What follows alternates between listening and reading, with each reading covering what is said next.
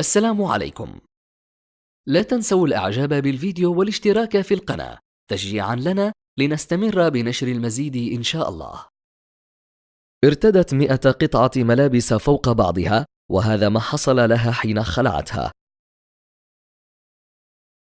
تتنوع أوجه التحدي التي يقدم البعض على فعلها لتصل إلى حد التهور، لكن ما دفع إحدى الفتيات على هذا النوع من المغامرة جعلها تبكي وتصرخ من شدة الألم.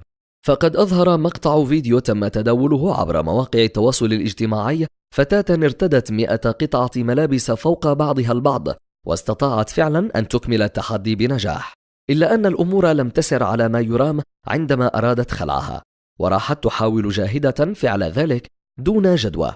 وحسب ما أوردت صحيفة ديلي ميل البريطانية، راحت أندريا تستغيث وتصرخ من شدة الألم وهي تحاول خلع ملابسها، لكنها وجدت نفسها عاجزة عن خلعها، حيث كادت الملابس الكثيرة التي ارتدتها أن تخنقها وتكتم أنفاسها. وأرفقت أندريا مقطع الفيديو بتغريدة قالت فيها: كنت وحيدة في المنزل، لا تحاولوا ذلك فقد يؤدي إلى وفاتكم.